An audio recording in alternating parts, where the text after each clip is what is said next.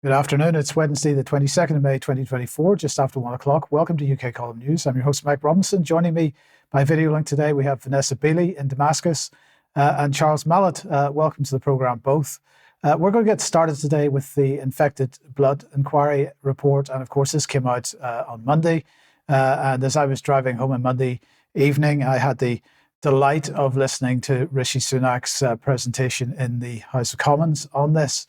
This is the comment that Sir Brian Langstaff, the chair of the inquiry, made, or at least one of the comments that he made. He said that this was not an accident.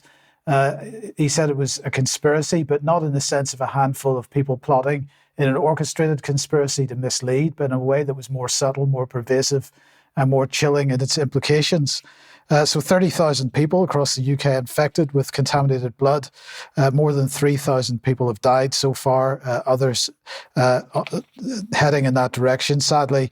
The main names for criticism here were Kenneth Clarke, of course.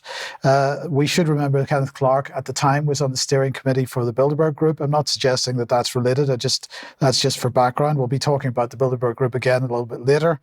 He was health minister in Margaret Thatcher's government, and the Thatcher government itself heavily criticised as well.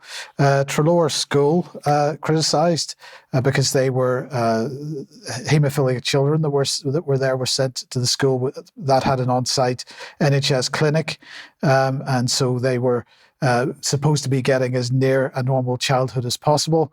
And then the NHS themselves receiving quite a bit of criticism. And rightly so. Now, as I said, I was listening to Rishi Sunak on the way home on Monday evening, and I regret to say I am going to play a little bit of this because, I would suggest that his demeanour and his delivery could only be perhaps competed with by Matt Hancock. Let's have a listen. Today I want to speak directly to the victims and their families, some of whom are with us in the gallery.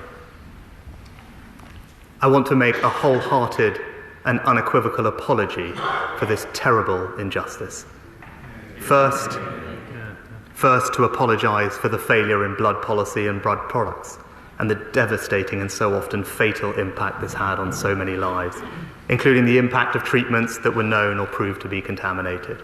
The failure to respond to the risk of imported concentrates, the failure to prioritise self-sufficiency in blood, the failure to introduce screening services sooner, and the mismanagement of the response to the emergence of AIDS and hepatitis viruses amongst infected blood victims. Second, to apologise for the repeated failure of the state and our medical professionals to recognise the harm caused. This includes the failure of previous payment schemes, the inadequate levels of funding made available, and the failure to recognise hepatitis B victims. And third, to apologise for the institutional refusal to face up to these failings, and worse, to deny and even attempt to cover them up.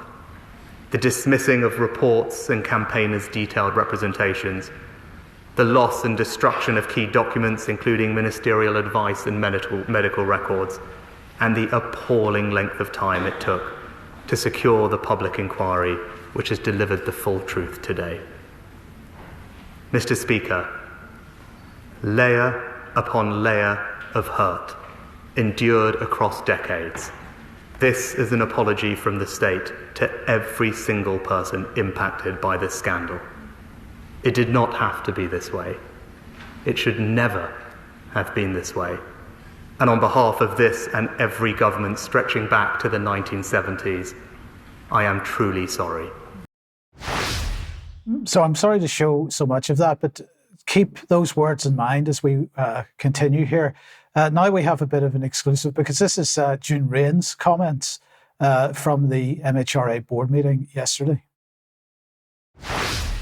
As you quite rightly say, this is the issue that is at the forefront of all our minds today. And throughout the infected blood inquiry, we have been listening carefully to the enormously distressing experience of so many individuals and their families and we offer our full and heartfelt sympathy to all of those who have suffered so much. We are absolutely determined to demonstrate that the healthcare products regulatory system has learned from these individuals and their wholly unacceptable experiences. The government will be studying the report and its recommendations in very great detail now before returning to Parliament with a full and considered response. I think what we need to say today is that patients and families can have confidence in today's rigorous regulatory standards, and that the UK has one of the safest blood supply services in the world. Patient safety is our first priority, our highest priority. While no blood or blood product can ever be completely without risk, the stringent regulations that we have in place today are designed to prevent viruses being transmitted through blood or blood products. So the board, as you say, will be returning in the future to this issue. So that is quite an incredible statement from June Rain, because while she's saying that lessons have been learned and it's not going to be repeated, and we should have confidence in the regulatory regime. In the meantime, they're not testing blood for spike protein, for example. Well, we can go on with this. Here's Rishi Sunak again. Coming back to him, he went on to say, today, their voices have finally been heard. The full truth stands for all to see. He used this term, the full truth, on multiple occasions. Not just the truth, but the full truth. And we'll work together across government, our health services and civil society, ensure that nothing like this can ever happen in our country again. So the question is, what is the MHRA doing to make sure that blood products are safe today? Because I suggest that they're not doing very much, certainly not with respect to potential contamination post-vaccination. And then we have the issue of midazolam and morphine use. What's being done about that within the NHS, and so on. So there are many questions about whether the government has actually learned any lessons here, whether there's any sincerity in anything that's been said by either Rishi Sunak or June Rain. I suspect there is none. And I suspect that many of our viewers and listeners will agree with that statement. We'll talk a little bit more about this in Extra, and I've no doubt that Debbie will be wanting to say more about it on Friday. But let's move on. Vanessa, let me welcome you to the programme. And of course, the other big news from the beginning of the week was the decision by the ICC prosecutor to bring charges against Benjamin Netanyahu, or at least to attempt to.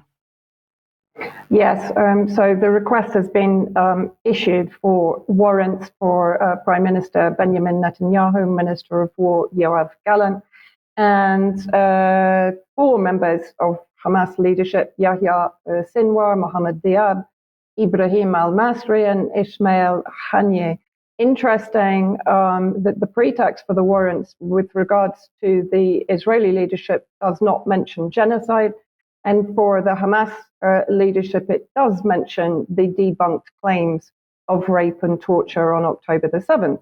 Now, I just want to show an interview that Chief Prosecutor Karim Khan had with the CNN in the last couple of days, where he talks about threats that have been issued against him. This situation, unfortunately, lies on the San Andreas fault of international politics and strategic interests. And of course, I've had some elected leaders speak to me and be very blunt. This court is built for Africa and for thugs like Putin, was what one senior leader told me. We don't view it like that. This court is the legacy of Nuremberg. This court is a sad indictment of humanity. This court should be the triumph of law over power and brute force. Grab what you can, take what you want, do what you will, and we're going to simply be we're not going to be dissuaded by threats. Quite extraordinary. I mean, this takes you back to when John Bolton threatened Jose Bustani, the first OPCW chief, the Organization for the Prevention of Chemical Weapons, prior to the 2003 Iraq illegal invasion by the United States. And then just moving on, reported in Axios, the House Speaker in the US, Mike Johnson, said Monday that the House may vote on sanctions against the International Criminal Court for issuing or seeking, an arrest warrant against Israeli Prime Minister Benjamin Netanyahu. And that has been supported by a number of bipartisan senators, including Tom Cotton, senator for Arkansas, who went on Twitter saying, equating Israel's democratically elected leaders with perpetrators of the worst attack on Jews since World War II shows what a farce the International Criminal Court is. Mr. Khan's kangaroo court has no jurisdiction in Israel to pursue these anti-Semitic and politically motivated charges. My colleagues and I look forward to making sure neither Khan and his associates nor their families will ever set foot again in the United States. And then let's just roll an excerpt of a video interview with Tom Cotton when he's talking about imposing the sanctions. I do have legislation that would impose sanctions on this rogue prosecutor and those in his office who have not just targeted Prime Minister Netanyahu now, but also in the past have targeted American soldiers as well. We're working with the Republican leadership in the House to try to pass that bill promptly and hopefully force Chuck Schumer's hand to bring it up in the Senate, because he also condemned the International Criminal Court today. But I would just say the only reason we have to pursue this legislation is that Joe Biden reversed Donald Trump's decision to sanction this very office and this very court in the past. This is a rogue court that Congress has previously given the president power to stand up to. Joe Biden hasn't used that power, Donald Trump did. Extraordinary. I mean, it wasn't a rogue court when it was successfully prosecuting Putin for war crimes in Ukraine. Or Milosevic. Yeah. Well, yes, exactly. So it's incredible how it becomes a rogue court suddenly when it takes on Israel.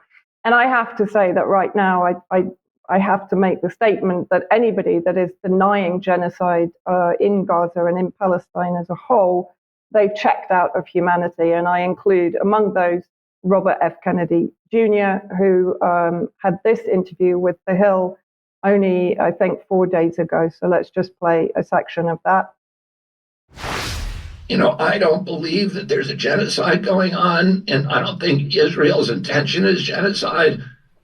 I don't believe there's any evidence of genocide. There is genocide going on in the Mideast, but it's a genocide of Jews, and it's a genocide of Christians, and nobody's complaining about it for some reason. And there are much worse wars than what's happening in Gaza right now, but for some reason, people don't want to complain unless it's Jews who can be blamed. The idea of saying that there's a genocide going on in Israel because people die in war. I do have to make the point that the ethnic cleansing of Christians in the region is largely down to the West's sponsorship of the terrorist groups, particularly here in Syria. And I just wanted to show a very short excerpt of a 11, 12-minute report on the actual genocide in Gaza. And there's nothing distressing in it, other than for me, of course, because Khan Yunis is an area that I visited when I was in Gaza. It was one of the most vibrant areas of Gaza, the most fantastic fruit farms and agricultural areas. So let's just play this short section of the longer report that you can find on my Telegram channel. Thanks, mate. الأوقات الساعة فاتحين لكم في السقف فتحة؟ أنا كفر استشهد أبوي واستشهد؟ استشهد معاه 16 نفر استشهد في الصيف. I'm going with Ismail and Hamdan to the roof of their home, and they're going to show me a lot of things, as they said. Before the genocide, they were not able to see the sea. Now everything is destroyed so they can see it.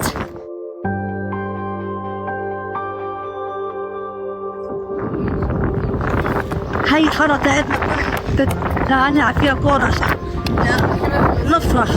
هاي القناص كان قاعد. ايش صار؟ القناص قاعد طلعي. القناص كان قاعد هان؟ كان بطق الناس.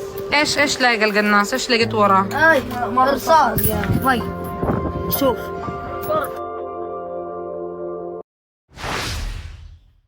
Yeah, thank you for that, Vanessa. Charles, let's come on to the UK and the International Criminal Court Act. Thanks, Mike. Good afternoon, all. Yes, just a very brief addendum to Vanessa's excellent segment. And we see that we're determined to push on with this. But just a reminder, really, or recap, I have touched on this in the past, but the International Criminal Court Act 2001 on the UK statute book has within it section 52, which refers to conduct ancillary to genocide and so forth. So essentially, when we consider all the statements made in Parliament and by various members of the government, it's worth bearing in mind that it is an offence against the law of England and Wales for a person to engage in conduct ancillary to an act which this section applies. So that goes through the various acts of genocide and war crimes, and it doesn't matter whether or not the act is committed within or without the United Kingdom. So I just wanted to sort of pop that up as a reminder. Now that the pressure is on internationally, there should be further scrutiny, which was of course missing at the time, on those that have said and done acts and statements and the rest of it to support what Israel has done. And you know, there'll be a greater deal of significance to this, bearing in mind what the ICC is now doing. Yes, thank you, Charles. Okay, staying with you then, let's come back to the UK and farming. Yes, indeed. Quite a bit to get through. So we'll start with the last week's unveiling of a package to support UK farmers. They're making a big sort of fanfare about this, but I think it's worth pointing out that at £80 million, I know it's sort of like for like comparison, but that amounts to less than 10% of the funding commitment to Ukraine. Still, what sort of thing have they been talking about? Well, really, it's all focused on sort of innovation and going to be putting up greenhouses, particularly the horticultural sector, fruit and vegetables, and increasing yields and growing things out of season. And also particularly a focus on genetic engineering. And it's worth reminding viewers and listeners that the precision breeding bill, which came in last year, had the very active support of the National Farmers Union. So I think that's one of those things that should be considered. And of course, there's absolutely no content about nutrient density, about the stresses on the various plants in growing them out of season, and of course on the various requirements and chemical inducements that will be required to produce crops of this sort. So not just that, but also no mention of bioavailability, effectively the body's ability to actually recover nutrients from a particular food source. So really the focus is only on yield by volume, by weight, which is a very clumsy mechanism when you're considering the health of the nation, which of course they are not particularly. The other thing, following great pressure from UK column, is that they've introduced now a food security index, which we'll just take a quick look at. This has started literally just now last week, and contained within this is a sort of a risk appraisal in which effectively what they're doing is setting the scene, or rather orchestrating a particular narrative so that everybody but DEFRA is to blame when there is food shortage later on in the year. But you see here they're pointing towards international volatility, climate change and biodiversity loss, by which they mean a wrecked economy through COVID policy, climate change based on no science at all, and biodiversity loss through poor farming practices and the introduction of chemicals and pharmaceutical products that shouldn't be there. But also they go on to talk about Russia's invasion of Ukraine, which is a recurring theme. And just to point out the way in which this is being manipulated, we see here a graph pointing towards energy and fertilizer prices and how steeply they've risen. And of course, Russia and Ukraine, or rather Russia in particular, always gets the blame for this. But note that the price increase has happened well before the beginning of 2022. This is actually stated, but I suppose they're sort of hoping that nobody's really going to fluff to it. So both electricity and gas prices climbed significantly from mid-2020 onwards, doubling for electricity and nearly tripling for gas, of course, suggesting that Russia was responsible for this entirely is disingenuous. And then they say that fertilizer prices also surged from mid-2020. Now, just to complicate matters even further, but again, to go back to what UK column has been covering this year, solar projects must fit in with food security. So food security, of course, is now becoming a buzzy topic. And this again came out last week, 15th of May, just the day after the previous announcement. And they've been in hot water effectively because there have been accusations of solar farms being put in places that really food should be grown. But again, they bang the same drum with growing geopolitical tension and solar continuing to play a key part in the government's plans for energy security and net zero. And also that the planning authorities must now consider cumulative impacts where several proposals for solar projects come forward in the same area. I've highlighted must consider because it doesn't go so far as to say that they actually need to do anything about it other than consider it. But what I want to lay alongside this is a statement made by John Pettigrew, the chief executive of the National Grid, who has posted on his LinkedIn page a talk that he gave about what he calls the supergrid. So effectively, he's talking about overlaying a network onto the national grid to be able to significantly upscale the output from the national grid. But interestingly, what he points to in particular is future growth in foundational technologies like artificial intelligence and quantum computing will mean larger scale, energy intensive computing infrastructure. And he goes on to say, demand from commercial data centers will increase sixfold just in the next 10 years. He goes on to talk about this being a pivotal moment and all the rest of it. But the point really to bear in mind is that whilst on the one hand, we've got the government insistence that we can meet an energy target, which is going to be driven by renewable energy. And of course, we know that when the sun doesn't shine and the wind doesn't blow, or indeed the wind blows too hard, we can't recover energy from those sources. But also the insistence that through innovation in farming and the use of AI, we will be able to do all these things at the same time. And yet we have the head of the national grid telling us exactly why it's going to be very difficult to meet those shortfalls because of the increase in AI, which is demanding more and more and more power. So that's on the sort of DEFRA, what they're doing side. The other thing is we return to avian influenza, and in particular, the preparation for this autumn's pandemic. So again, please stay tuned because this very, very much refers to humans. The guidance on reporting dead birds has just been updated, which has happened very infrequently since it was first introduced over a decade ago. But specifically, they're saying this is how you should use the service, and it'll help you to understand how diseases are spreading. So they'll ask you where you found the dead birds and all the rest of it. But the point of this is, of course, that they may be collected and tested for bird flu or another cause of death. Well, I can tell you absolutely for sure that they will only be testing for bird flu because that's all they want to find. They're not in the least bit interested in any other environmental factor, because I wrote a Freedom of Information request and had that in black and white. That is all they test for. So, of course, it's no great surprise to learn that they have a bird flu vaccination task force. Now, what do you think they're up to? Well, the Health Security Agency are pushing the boundaries of vaccine research and development. Sounds a bit ominous, but what they say is that they have an agreement with CSL Seqirus, who will be on standby to produce over 100 million influenza pandemic vaccines tailored to the specific strain, of course, if needed. Now, where on earth has this come from and who are CSL? Well, they describe themselves as being leaders in influenza, which could be interpreted in one of two ways.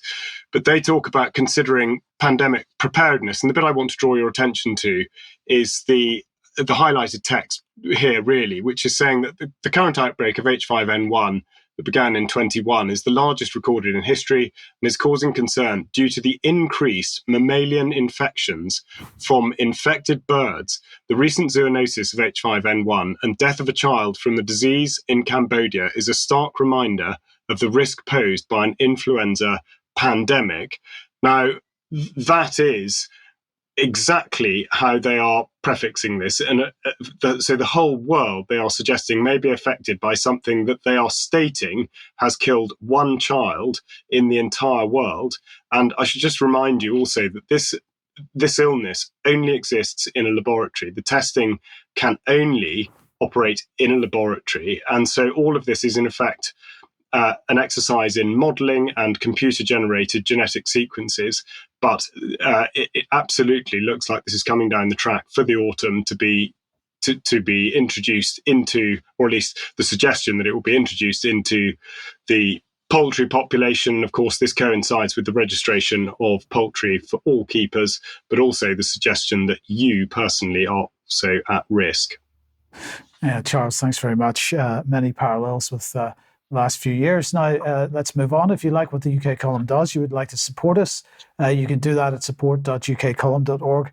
We do need your support very much. Please do help us out if you can. You could pick some or share material on the various platforms, ukcolumn.org, ukcolumnextracts.co.uk especially. And another reminder that, of course, we apparently are off Facebook now. If you'd like to pick something up at the UK Column shop, there's plenty to have a look at there. And we'll talk a little bit more about that later on as well.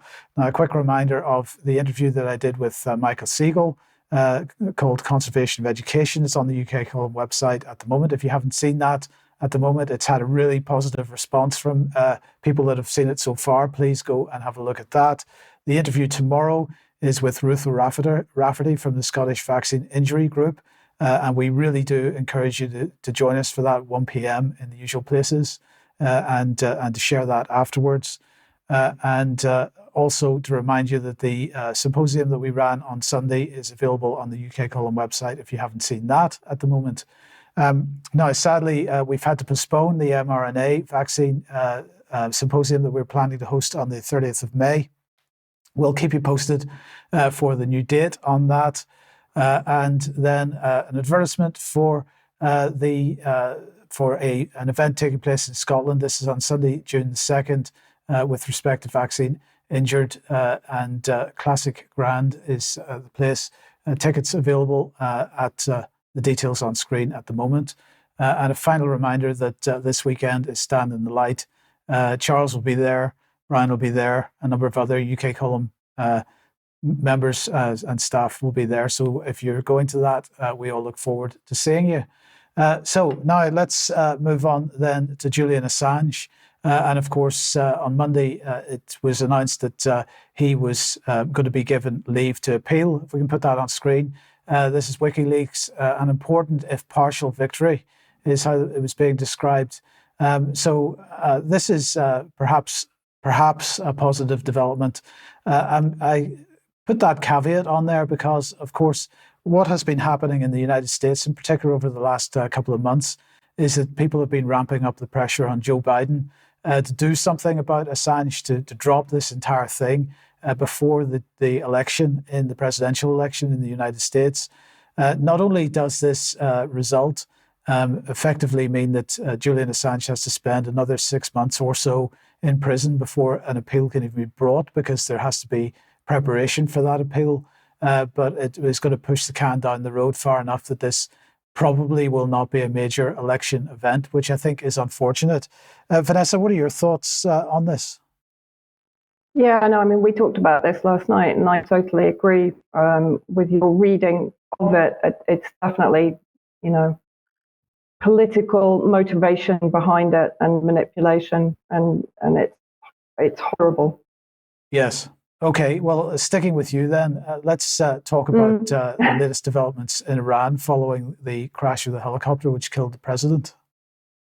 Yes, well, obviously, yesterday was the actual funeral in Tabriz and Qom, and today is the procession in Tehran. And I have to say, seeing the videos playing out on social media, particularly on Telegram channels, there are millions on the streets.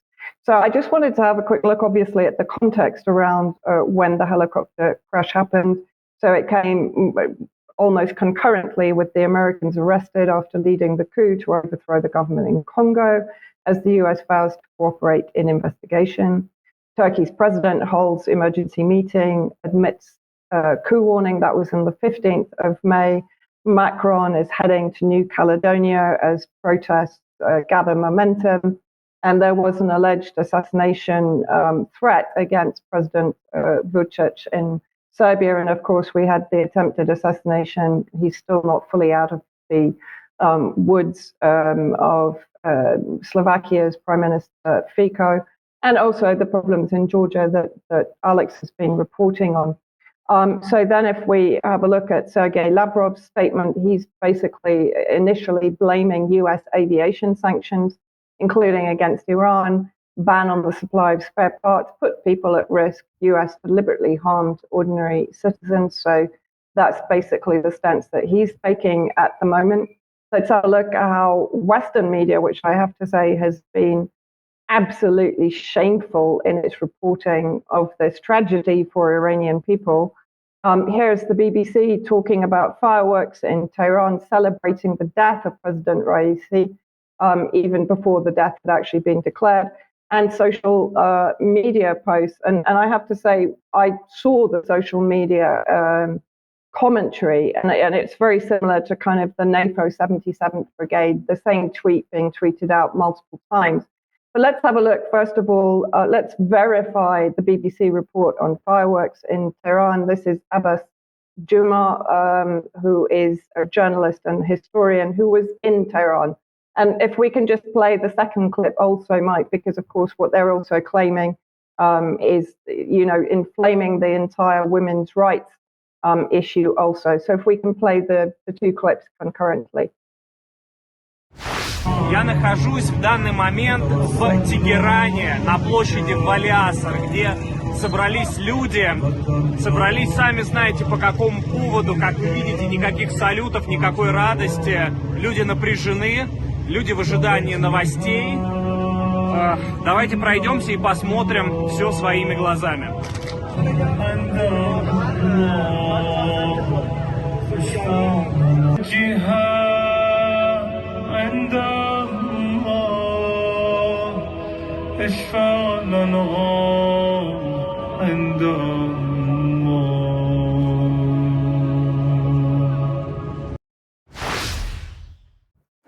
So there's no audio with this one? So this is basically just demonstrating the fact that many of the women that were in Tehran were not wearing hijab and were totally unmolested for being without hijab. And that's something that I also remarked on when I spent 2 weeks in Iran in 2022. So I wanted to have a look. A lot of the Western media is also talking about the fact that even Raisi's replacement is likely to continue the development of relations with the East, particularly China and Russia, which of course is an absolute anathema to Western global supremacy. But this particular article caught my attention, which was in the Telegraph opinion section. The West must strike now and collapse the Iranian regime. The vulnerabilities of the Ayatollah Ali Khamenei succession plan are now on full display. So it's written by Mark Wallace and Kesra Arabi. So let's have a look at who they are. So Ambassador Mark T. Wallace is the CEO of United Against Nuclear Iran and a former ambassador to the United Nations. Kesra Arabi is director of IRGC research at United Against Nuclear Iran. So let's just have a quick look at what they're saying. This is an opening that should be exploited. We must support the Iranian people's democratic ambitions to bring an end to a regime that kills its own people, seeks to eradicate the world's only Jewish state, and exports terror around the world. Instead of offering condolences to the regime, as EU officials have shamelessly done, the West should be focusing on the Iranian people and its public diplomacy. It should be amplifying the calls of the Iranian people for an end to the Islamic Republic. Simultaneously, the US government and its allies should consider covert operations, both cyber and kinetic, to exacerbate the divisions within the regime's elite and embolden the Iranian people against the regime. Make no mistake, the collapse of the Islamic Republic will be the single most liberating event for the Iranian people. So I think that's pretty clear in its agenda. But let's have a look at this organization, United Against Nuclear Iran. It claims it's a non-profit and non-partisan policy organization formed to combat the threats posed by the Islamic Republic of Iran, not mentioning, of course, the threat from a nuclear Israel. But let's have a look at who's on the board. It's quite fascinating. It's packed full of intel figures and personalities. Also, Mike, from the UK Ministry of Defence. and intelligence agencies. But of course, we have John Bolton that I mentioned in the previous report.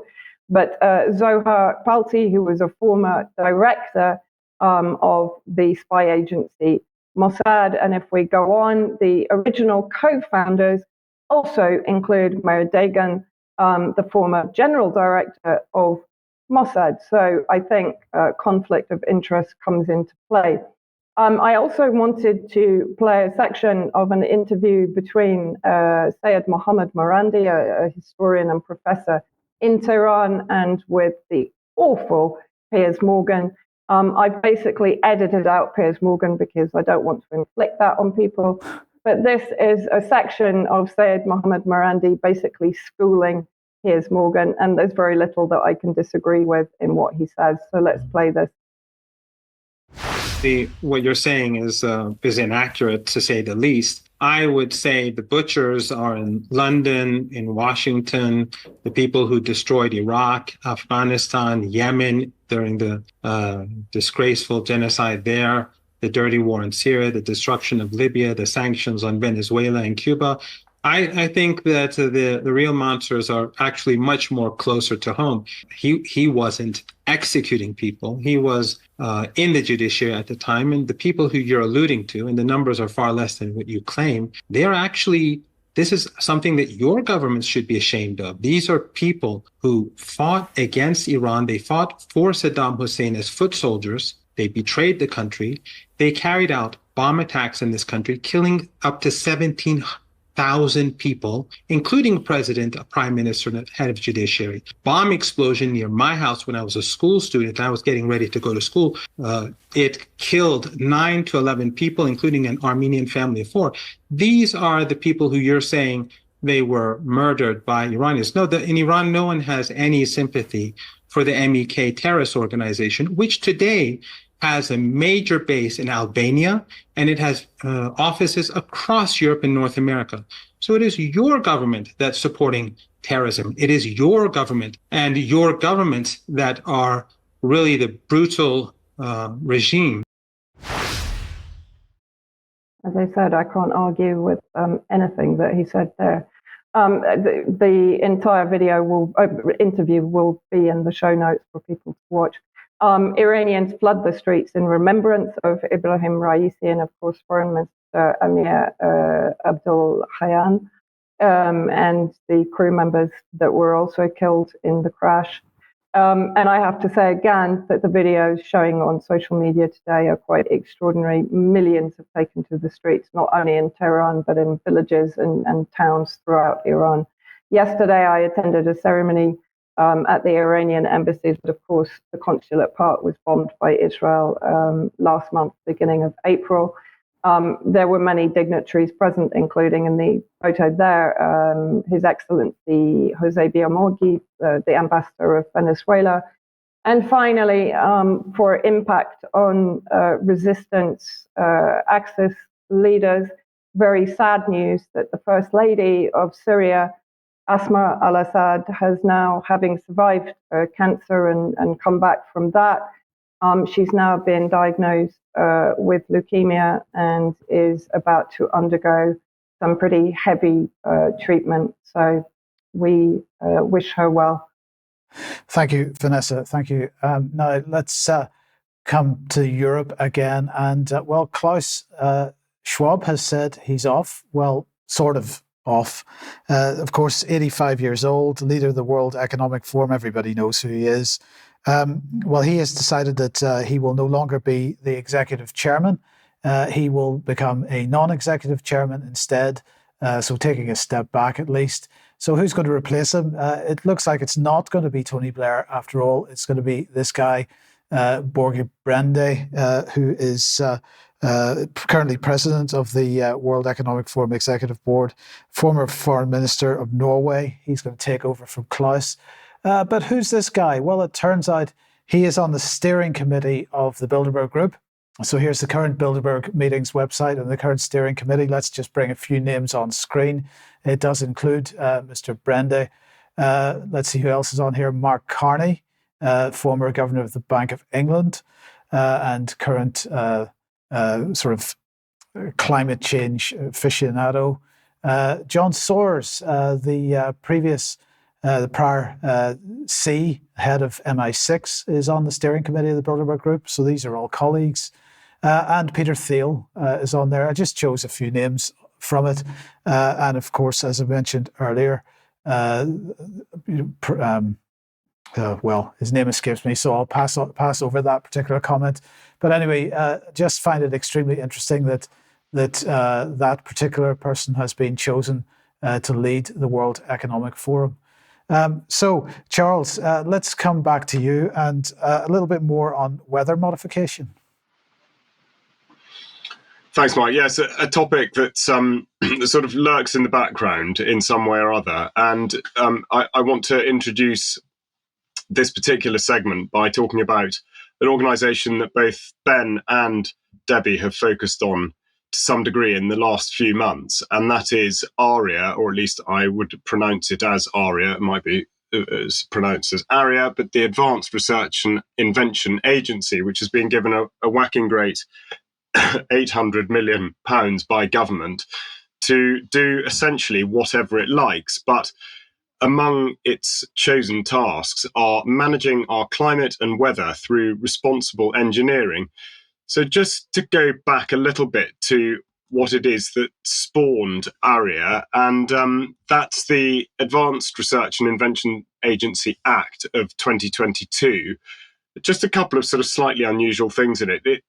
They may be able to do anything that they like in the exercise of its functions. In particular, they may borrow money, acquire and dispose of land, form and participate in partnerships and joint ventures and form companies. Okay, fair enough. But also they may accept gifts, which seems an unusual power to have, if you can call it a power. But also on the national security side, the Secretary of State may give ARIA directions as to the exercise of its functions if the Secretary of State considers it necessary or expedient in the interests of national security. Now, that I think is worth concentrating on because, of course, national security, when pushed, can encompass almost anything. But of course, the power to give directions under this section includes power to vary or revoke a direction, and ARIA must comply with the direction given under this section. So I think that's one to consider for the future. But back to weather modification. And Google have decided that they want to weigh into this particular subject area with what they're calling Project Contrails. And what exactly does that mean? Well, they're talking about yet another AI project using Google AI to help airlines prevent contrails. Well, why? Planes don't always make contrails. Contrails only occur when planes fly through humid regions. If planes intentionally avoid flying through these regions, then they can avoid creating warming contrails with minimal impact on fuel usage. They go on to say the challenge is knowing where these regions will occur. By combining massive quantities of weather data,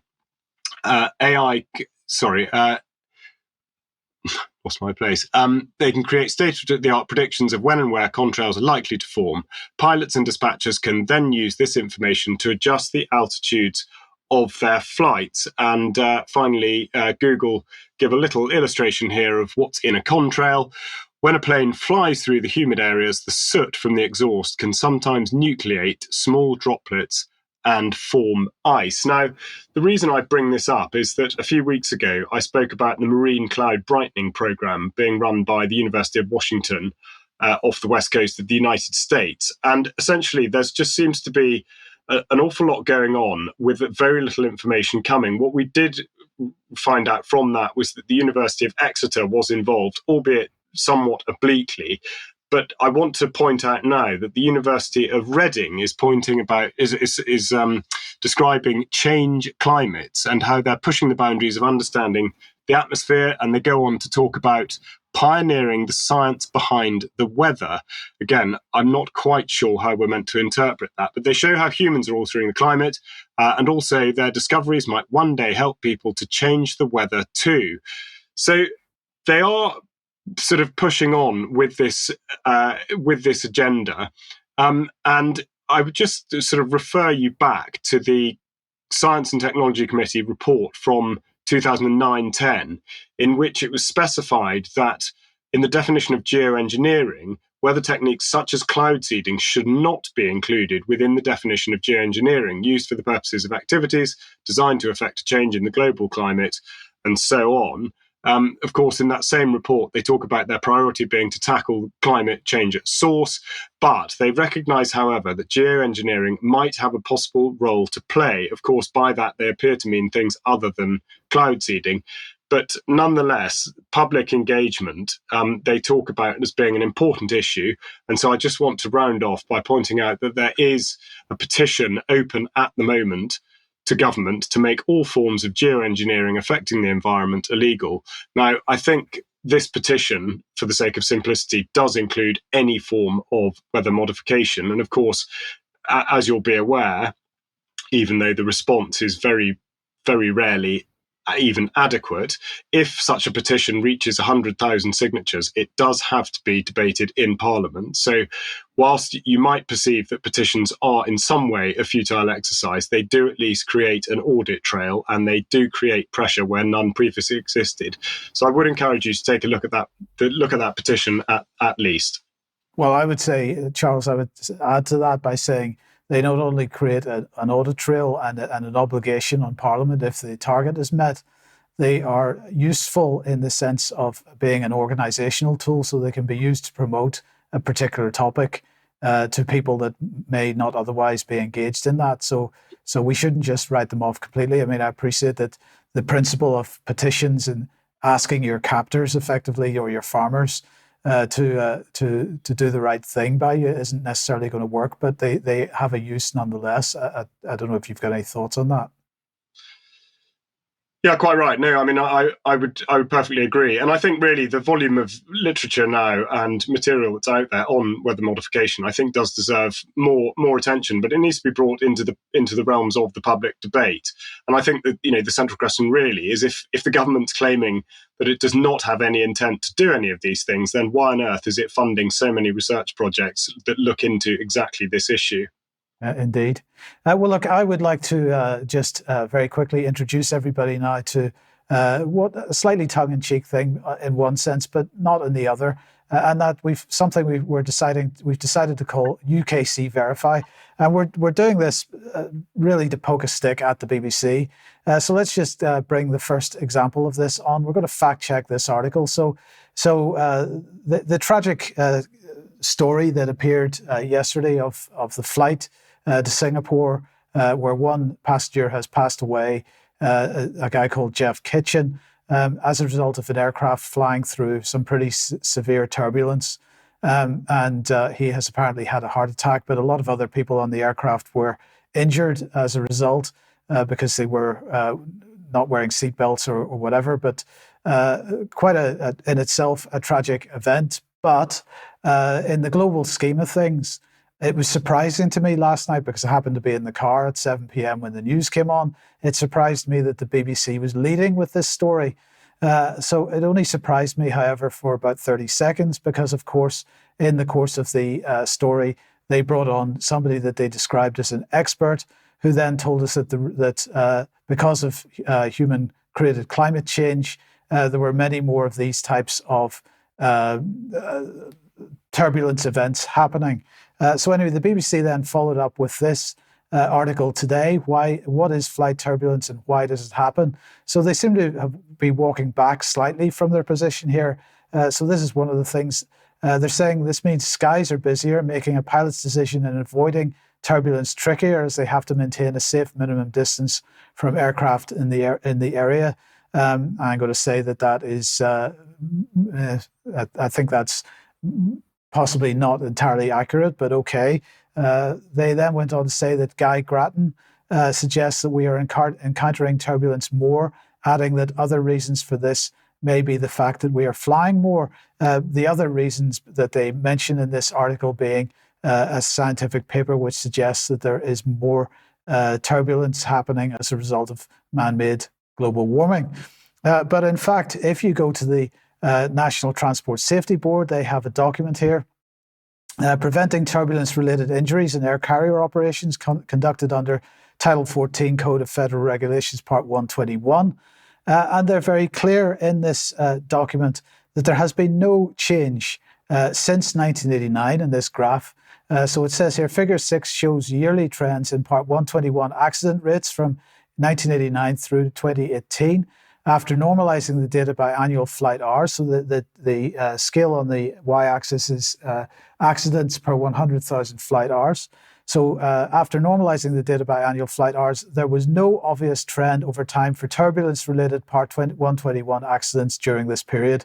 And you can see very clearly the dark blue line is basically horizontal all the way across those years. So the suggestion that climate change is causing more turbulence events is not borne out by the data.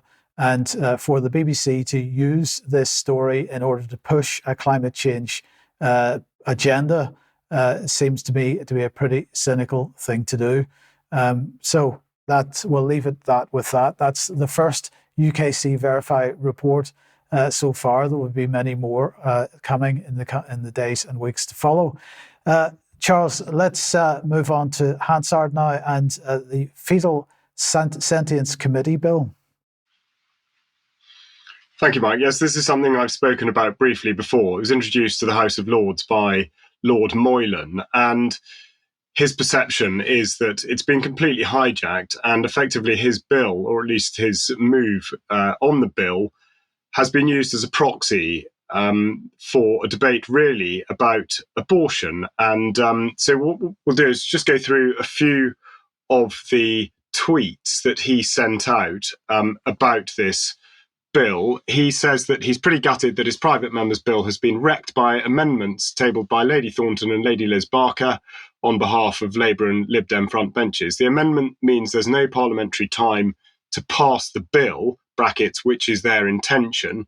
The bill would have set up an independent expert committee to examine evidence of human fetal sentience and advise the government. It did nothing more than that. Debate at the second reading fell well below the standard of the UK House of Lords, with both noble ladies making exaggerated claims about attacks on abortion rights. They were clear they didn't want better scientific understanding in case it disturbed their ideological commitment.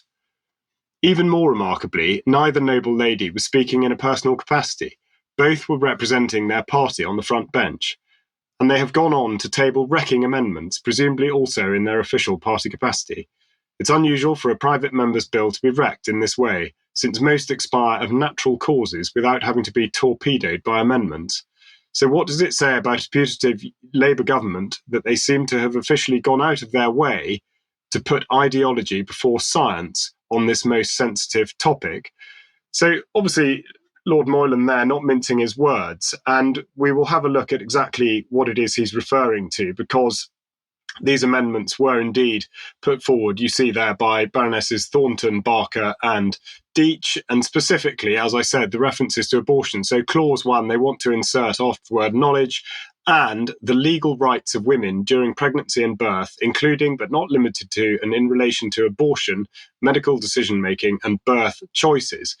And also to insert, the committee may not provide advice which seek to alter or rely upon altering abortion law, regulation or practice, and to insert that the committee may not provide advice which seeks to limit or relies upon limiting women's existing legal rights to decision-making regarding their own healthcare and choices during pregnancy and birth. Now, finally, to insert, save that no response shall be provided regarding advice in topic areas on which the government declines to take a policy position. So they've pushed very hard to, as he says, torpedo this bill. And indeed, the writing was on the wall from earlier on when debated back in March, because it was Baroness Kennedy at that point, who we see on screen here, that spoke in that debate and said the following: "When I saw this bill on our prospectus, I was immediately suspicious. It follows close on the heels of an effort during the Public Order Bill to enable protests on the doorstep of abortion clinics." Now, of course, that's not accurate, but she goes on, "Happily, that effort failed, and it was agreed that buffer zones were necessary. The amendment would have allowed people who totally opposed the termination of a pregnancy to harass women as they entered clinics for medical attention." Well, this is a very, very one-sided view of what the Public Order Act either did do or was going to do. And we've spoken at quite great length about the buffer zones and the extraordinary raft of powers that local authorities are granted by them. But nonetheless, she went on in her speech to say, why am I concerned? The politics of the United States of America is riven with divisions on the issue of abortion. For many decades, it has been weaponized by far-right, deeply misogynistic organizations calling themselves Christian, which oppose women's right to reproductive freedom. I always say, follow the money. Dark money has surged into the United Kingdom's anti-abortion groups in recent years. Well, she really has not left anybody in any doubt as to what she thought, but I have to say that a lot of what she said is not very well substantiated, if at all, particularly concerning the legislation surrounding the buffer zones that she refers to. But just to look at the other side of the coin, on Twitter, the Right to Life UK has brought up the remarks of Lady Lawler, saying that she reveals the real reason why the abortion lobby groups strongly oppose the Fetal Sentence Committee Bill.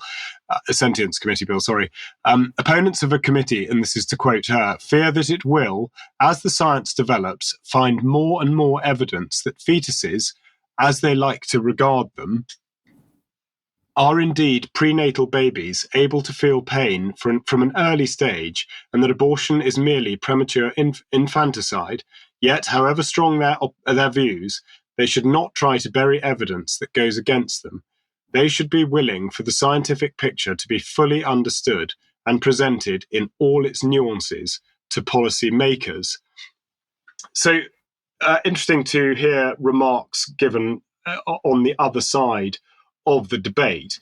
But of course, with the bill having been hijacked by the abortion issue, which of course, if we're to take his word for it, was absolutely not at all the intention of Lord Moylan, it does give us the chance to look at abortion in the United Kingdom and the latest statistics that we can get hold of, which are now in some way quite out of date, because I bring up here the fact that in actual fact, the most recent statistics are now delayed from the 22nd of June 2023 until the 23rd of May 2024. Now, that is a significant delay. Now, and they say that it's due to form processing. But given what we know about the extraordinary advice given to pregnant women and indeed women trying to conceive during the period where the COVID vaccines were being rolled out, it seems an extraordinary coincidence that there should be quite such a delay in these sorts of statistical announcements. Nonetheless, working with what we do have, we see that the graph going back to 2021 points very, very sharply upwards. And indeed, partial statistics released last year going back for 2022, the light green showing the figures by month for the year 2022 in comparison to the year before in 2021. Now, Baroness Kennedy talks about dark money. Now, that was an interesting phrase to use, but of course it's because she is effectively quoting from an article in the Good Law Project, Dark Money Uncovered, in which they say spending in the UK has surged from 390,000 in 2020 to 770,000 in 2022. In recent months, the ADF have provided legal support to protesters in Birmingham and Bournemouth arrested within buffer zones, which are designed to protect vulnerable women when they are seeking abortion care. So just to remind you, if you're not completely au fait with the idea of the buffer zones, is effectively where people have been arrested for praying silently in their heads outside abortion clinics. And of course, the law specifies that you're not to have a view one way or the other, either in favour of or against abortion. Now, on the issue of money, whilst they cite the amount of money that ADF has at its disposal, I thought it would be interesting just to look at the Good Law Project and see that in actual fact they have £5 million income in the last financial year, down a bit from just over £6 million in 2022. But also to point out that the Good Law Project is well associated with Mermaids, leading UK LGBTQ plus charities, and the Good Law Project appeal the LGB Alliance charity status. So in effect, this private member's bill, although not of very great consequence in the scheme of parliamentary debate, in actual fact, does bring out some very, very important issues concerning abortion, but also the enormous influences upon those that are espousing, in particular, the pro-choice views. Thanks, Charles. Okay, we're going to end very briefly with the latest fear porn from the British government, and because Oliver Dowden is in the process of announcing this new website from gov.uk today. How would you prepare for an emergency? Emergencies such as flooding, fires and power cuts can affect us all. There's simple and effective steps you can take to be more prepared. And of course, one way that you can be more prepared is to make sure that you've got your emergency alerts switched on your mobile phones. But if we put that back on screen again for a second, we can see that if an emergency did happen in your area, how would you manage? What about your relatives, friends, neighbours or colleagues? Did you know anyone who might need some extra help or support? They've got a prepper page here, Get Prepared for Emergencies. Emergencies happen every day, apparently. But anyway, this is the kit that you need. So you need a battery or wind-up torch. You need portable power bank, you need a battery or wind-up radio, you need spare batteries, you need a first aid kit, you need a hand sanitizer and wet wipes. And we know that's in case of Novichok attack. You need bottled water and you need non-perishable food. And finally, you need baby supplies. It doesn't specify that you only need those if you have a baby, but you certainly need them according to this. And they say here, rather than buying all the items at once, you could just add to your emergency kit when you're able and build it up over time. So there you go. Get ready, get prepared. Emergencies are coming. Well, we'll leave it there. There's a whole website there for you to go and have a look at.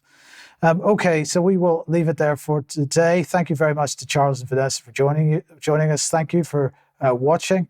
We'll be back in a couple of minutes if you're a UK Column member for some extra. And if you're not a UK Column member, please consider joining us. As I say, we do need your support. And it does get you access to the extra program that we produce every time we have a news program. So join us for that if you can. We'll see you there. But otherwise, have a great couple of days. We'll be back 1 p.m. as usual on Friday. Don't forget the interview 1 p.m. tomorrow. See you then. Bye-bye.